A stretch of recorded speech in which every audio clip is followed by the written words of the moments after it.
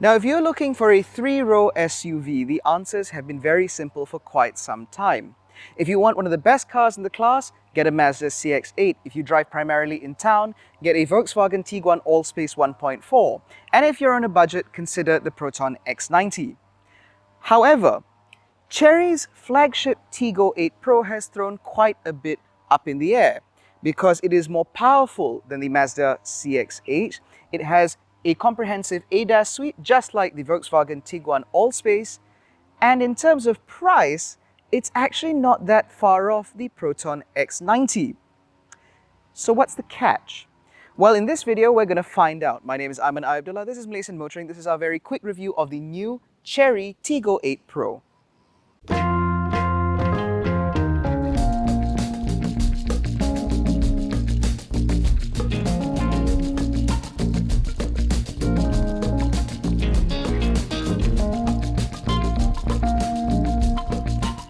Now, before we get into the review, we have to provide a little bit of context about Chery. Now, those of you with a slightly longer memory will remember that Chery's first time in Malaysia wasn't exactly a very successful go. It was distributed by a particular Chinese businessman, and it was fraught with difficulties in terms of after-sales service, quality control, as well as parts availability. However, things have changed because now the brand is represented here in Malaysia by a subsidiary owned completely by the Chinese company, which means they are a lot more serious about our market, underlined by its commitment to have up to 31 3S facilities open by the end of this year. So that means you can now buy a Chery in confidence. Now, talking about the Tiggo 8 Pro specifically, this is a much more upmarket vehicle. Now, the Omoda 5 that we reviewed before, you can check out our review up here, was clearly geared to a more younger, bolder buyer, whereas the Tiggo sub-brand is geared toward a more mature, slightly more conservative buyer looking for something that errs on the side of luxury. That much is very clear from the very face of the Tiggo 8 Pro. You have this massive grille with these diamond pins radiating from the top. They are flanked by full LED headlights, replete with automatic high beam and scrolling indicators and LED fog lights down below. This front end does remind me a little bit of an Audi, largely down to this trapezoidal grille done up in this contrasting color. And if you ask me, I would have actually much preferred that segment to be done in black. That emphasis on luxury and elegance is very clear from the side profile because, for starters, you have a lot more chrome here than you did on the Omoda 5. You get it here, replete with the TGDI badge, you get it around the windows, which I do quite like if you ask me, and you get a nice big slashing of chrome down there, as well as functional satin roof rails. Now, down the side, you can tell a couple of things. Firstly, this car does not look underwheeled. These are 19-inch alloy wheels, and they do look rather nice. On this luxury trim, they even have this sort of dual-tone design. Now, in terms of the visual heft of this car, that's the second point I was getting onto, you can tell that this is definitely a large vehicle. However, dimensionally, it is actually ever so slightly smaller than the PROTON X90, but a little bit bigger than the Tiguan All-Space, and as a result, with this design, it certainly looks very imposing out on the road. Now, one of the issues that I've had with this car is very similar to what I had in the Omoda 5, which is that there are no sensors on this door to unlock the doors. However, all Cherys in Malaysia, the Omoda 5 as well as Tiggo 8 Pro, come with something called a proximity key, which means as you walk up to the car, the doors will unlock anyway, which means there's no real need to touch or find a sensor on this side. And at the back of the Tiggo 8 Pro, you will find a lot of dust. That's because the weather has been rather atrocious and we've run out of money. Now, you will also find back here a full-width LED taillight replete with the Chery script spelled very boldly across the tailgate, as well as a very distinctive T-shaped LED light up here for the third brake light. Overall, it certainly looks very attractive indeed. The highlights for me are certainly the functional quadruple tailpipes, which not only look good, but actually sound pretty decent for a car of this size. Now, the thing about the Chery Tiggo 8 Pro is that it has a very long name. In China, it's called the Tiggo 8 Pro Max, but here it's just called the Tiggo 8 Pro. Now, this 390T designation refers to the engine because up front there is a 2-litre 4-cylinder turbocharged engine producing 256 horsepower and 390 Newton meters of torque. And so you get 390T. I would have preferred if this badge was over here because everything being crowded on one end does look a little bit busy. Now, behind this electrically powered tailgate, you will find that there is a pretty decent amount of space. With the third row up, the space back here is broadly similar to what you'll get in the PROTON X90 and in fact other three-row SUVs, the only exception of course being the Kia Sorento, which is an absolutely massive vehicle. Now if I were to fold these seats down, which can be done very easily just by pulling these tabs and pushing the seats forward, it will reveal quite a lot of space indeed. The third row does fold pretty flat, which means you have pretty good access all the way up to the second row. And of course, third row passengers will also enjoy their own air conditioning vents, cup holders, and so on, which means life back here really isn't all that bad. Now, one of the things you may notice about this space so far is that there isn't a parcel shelf. The PROTON X90 also is guilty of not offering a parcel shelf. But that's where you'd be wrong, because Chery does offer a parcel shelf. It lives down here. And the fact that it can fit very neatly into this space means that it is a lot more versatile than some vehicles where the parcel shelf doesn't fit anywhere in the back, which means you end up leaving it at home and potentially losing it over the lifetime of the vehicle. Now, in addition to having an electric tailgate, it also has, again, that proximity key. So if you stand by the tailgate long enough, the tailgate pops open electronically, automatically, which I certainly appreciate. The last thing I'm going to mention before we step into the car is the fact that, like the Omoda 5, the Tiggo 8 Pro is also very exuberant as you walk up to the car. It has its own little light show. The back end has its own light show. The front end has its own light show, which also comes with an illuminating Chery logo, which was kind of cheesy at first, but I've started to kind of like it. It's sort of like the red nose on Rudolph. But I feel it's actually inside the Tiggo 8 Pro where it impresses the most. Because for a vehicle that comes in at 160,000 ringgit, this feels like a really upmarket place to be. For starters, you have these two huge instrument clusters up ahead of you, a digital screen on the left and one ahead of you. Both very wide, very sharp, with a pretty decent refresh rate for what it's worth. And you even get these touch-style buttons on the right side that control things like your parking sensors, lane keep assist, automatic start-stop, as well as your traction control system, which feels a little bit like a market Golf, except these are not exactly things that you'll touch all the time, unlike what you get in a market Golf. There are more touch controls, however, because down here there is this brushed aluminium panel which holds more touch-sensitive buttons to control your climate. Now, this car comes with a dual-zone climate control as standard, replete with an ionizer system, and all of that is easily accessible through this touch panel. Now, while I would have preferred knobs and buttons, this is a pretty close second, because at least it does look very nice and it is still rather minimalist. Moving further down here, the minimalism does kind of go away because you have this bank of buttons down here. You have your electronic gear selector, exactly the same as you got in the Omoda 5. You have a mode selector here, which I find quite nice, or electronic parking brake, as well as a scroll wheel for your volume. Now, all of this is very similar to what we've seen before from Mercedes-Benz. The same can be said of the panel to control your windows, as well as even the door cards themselves, replete with the speaker grills trying to look something like Burmester, even though the audio system in this car is provided by Sony.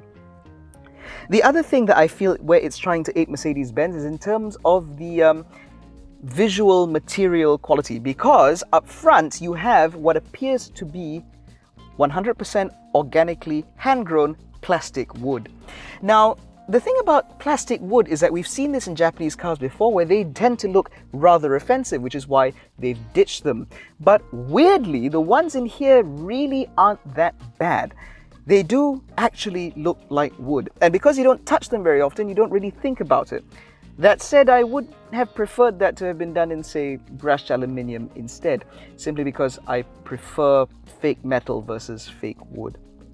There's a lot more fakery in here though. You have fake leather up here, which is actually soft and stitched. You also get fake leather up here, which is again soft and stitched. This soft and stitched material even extends all the way up to the very tops of the dash and even to the little bit of plastic between the windscreen and the top of the dashboard. That is incredible attention to detail, particularly in the sub 200,000 ringgit segment.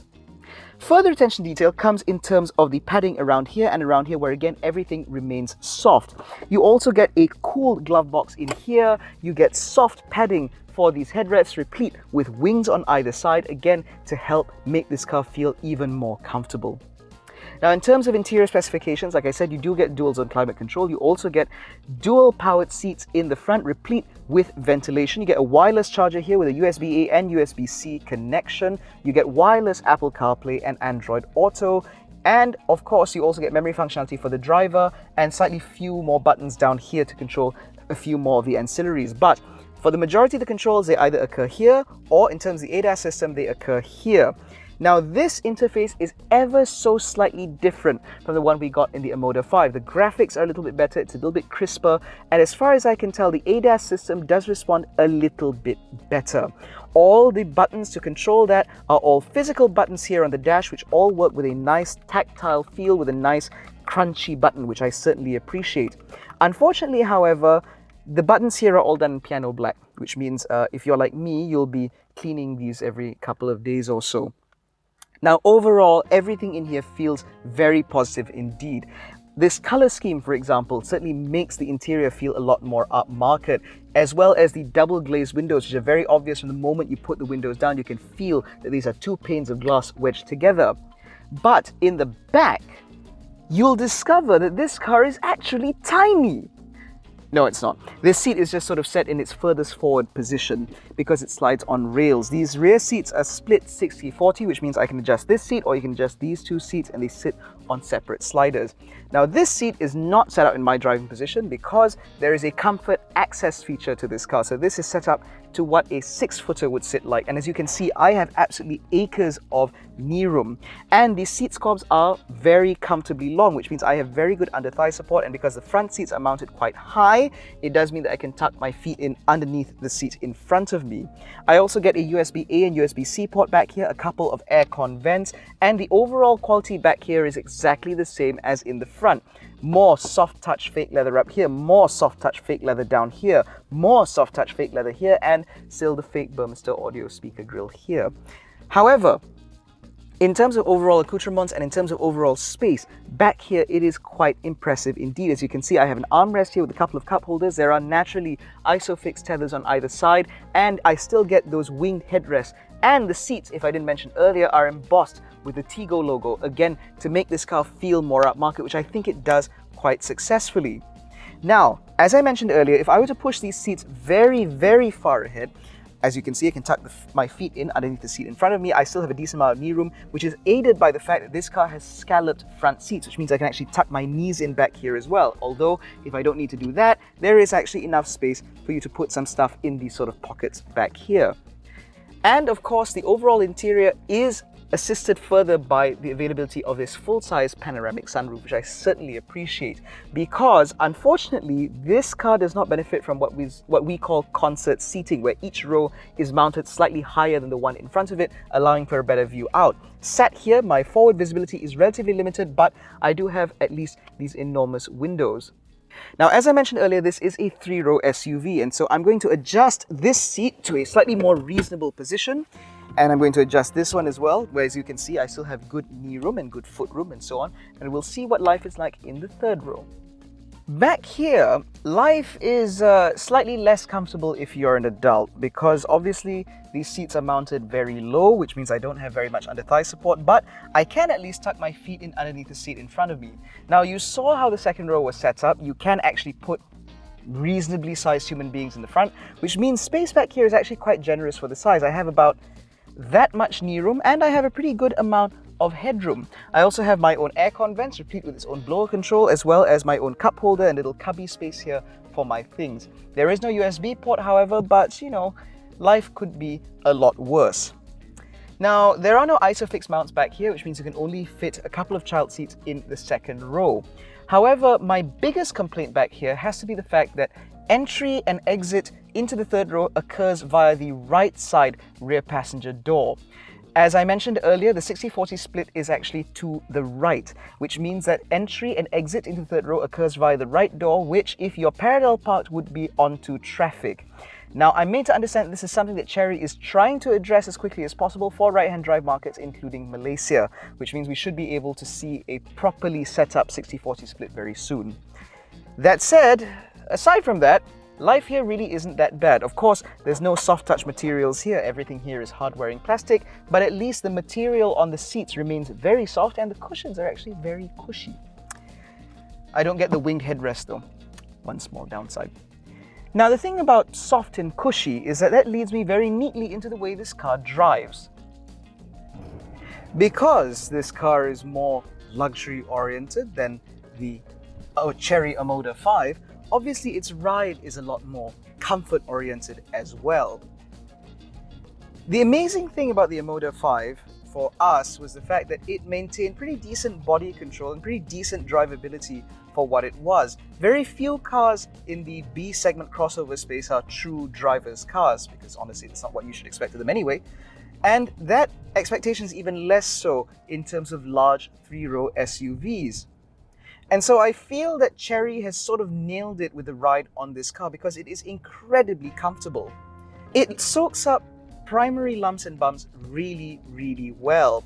So pockmarks, imperfections on the road, even changes in road surface like the ones I just went through are dealt with very seamlessly indeed. And because these seats are very soft and very cushy, it means that there is very little in terms of intrusion that may disquiet passengers. And in terms of secondary ride, what amazes me about this car is, perhaps due to its long wheelbase, it settles down quite quickly as well. So even when you're cruising at the national speed limit, you will find that this car drives very, very comfortably. You can go through corners, you can go over road undulations, and very little upsets this car. In fact, so much so that if you were to wander beyond the national speed limit, not that we did, because you shouldn't, you'll find that the ride in this car inspires further confidence to take it to speeds again north of the national speed limit, should that be something you want to do. The other thing that may suggest that you might want to drive a bit faster in this car is the fact that the NVH levels in the Tiggo 8 Pro are very, very impressive indeed. I mentioned those laminated windows available on all 4 doors, as well as, I suspect, the rear quarter light, although obviously I cannot check. But the availability of acoustic glass in this vehicle does mean that you get very little noise intrusion. It doesn't matter if it's from a passing vehicle or if it's from wind when you're driving faster, the amount of noise that gets in here is truly very minimal. It is on par, I believe, with the Mazda CX-8, which is again one of the quietest and most refined vehicles in the segment. And it certainly does a little bit better than what you get from the PROTON X90. Which means, as you put all of that together, this is a pretty good family hauler, particularly if you're looking for something to do long distance trips. As I mentioned at the very beginning of this video, if you're looking for a vehicle like this to do things in town, then you are most likely going to be better served by the Volkswagen Tiguan Allspace, particularly because it is available with a 1.4 litre. That is obviously a lot more frugal, even compared to the PROTON X90 with its mild hybrid system, or the Mazda CX-8, which you can get with a 2.5 litre naturally aspirated engine, or a 2.5 litre turbocharged petrol engine, or a 2.2 litre turbo diesel. The Volkswagen Tiguan is certainly the more fuel efficient in town. And that brings me on to an area where the Tiggo 8 Pro does not do particularly well, which is in terms of fuel economy. Now, as I mentioned earlier, this is a 2-litre turbocharged 4-cylinder, which means naturally fuel economy is not going to be its primary concern, particularly given the fact that its 256 horsepower and 390 Newton meters of torque makes it the most powerful vehicle in its class. Rather, this is a question of whether or not it makes sense. Because if you ask me, buyers in this segment are actually quite comfortable paying for a little bit more on fuel, particularly if they're saving as much as they are getting one of these over, say, a Kia Sorento or a Mazda CX-8. And so the fuel savings, or rather the fuel economy on this car, which at the moment is averaging 9.2 litres per 100 kilometers over the, 1,000 kilometers odd that we've put on this car, which is actually not that bad. But if you were to drive in town, it does climb a little bit closer to about 10.5, which is on par with what you get from the CX-8 NA as well as the PROTON X90, although the Mazda CX-8 2.5 litre turbo does a hell of a lot worse. And then lastly, we get to what I feel is one of the most important factors when considering a family car, and that is active safety.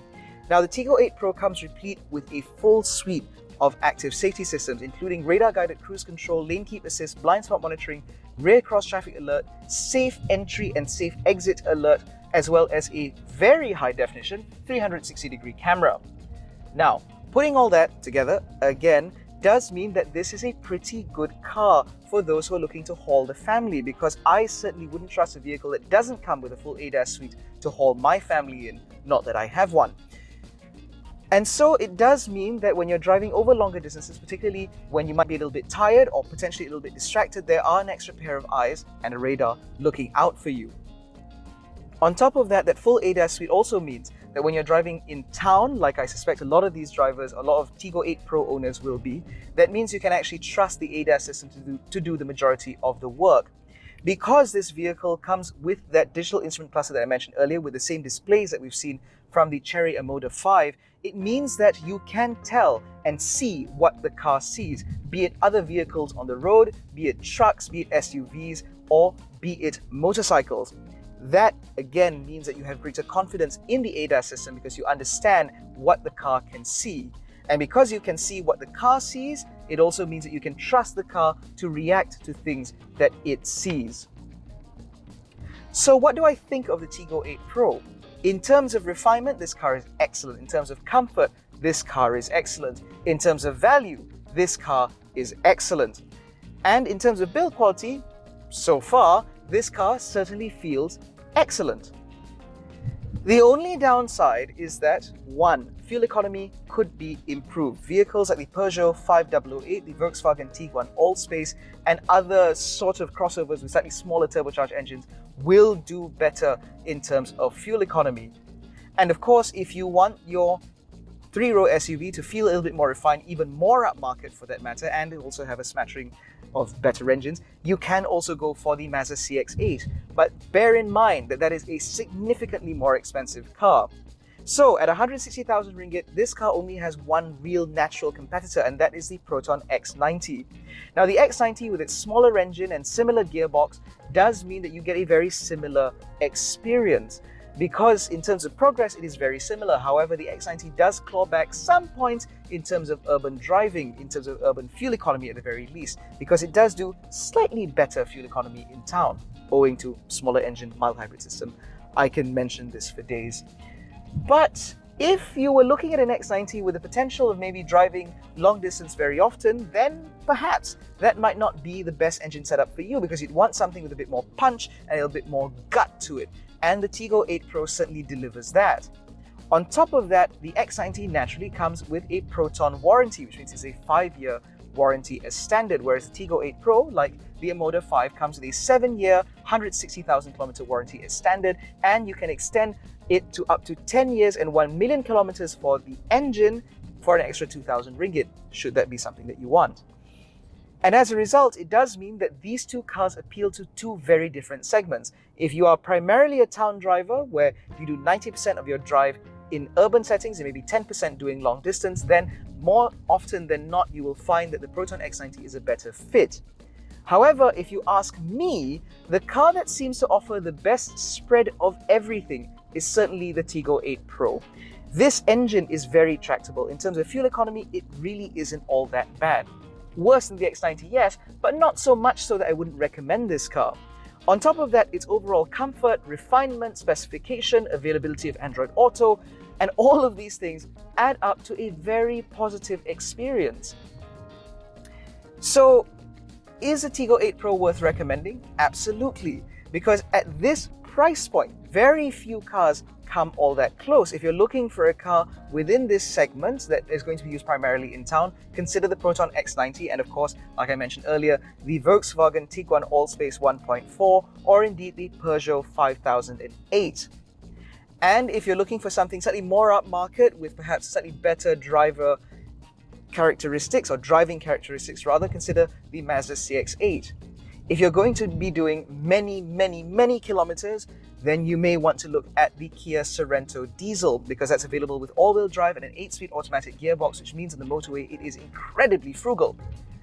But if you're looking for a solid all-rounder that delivers absolutely gobsmacking value and also looks pretty good and reminds you of Rudolph the Red-Nosed Reindeer every time you walk up to it, then check out the Tiggo 8 Pro by Chery, because this is a truly impressive car indeed. I am shocked with just how well this car has performed over the 1,000 kilometers we've subjected to, and frankly, you'd be really silly not to at least have a go in this car. But bring rear seat passengers, just in case. In any case, that's been our review of the Chery Tiggo 8 Pro. If you enjoyed this video, please give it a thumbs up, subscribe to the channel, hit the little bell icon so you're notified every time we make a new upload. Don't forget to follow us on Facebook, Twitter and Instagram. All the links are in the description below. Thank you so much for watching. We'll catch you in the next one. Take care, stay safe and jangan bodoh.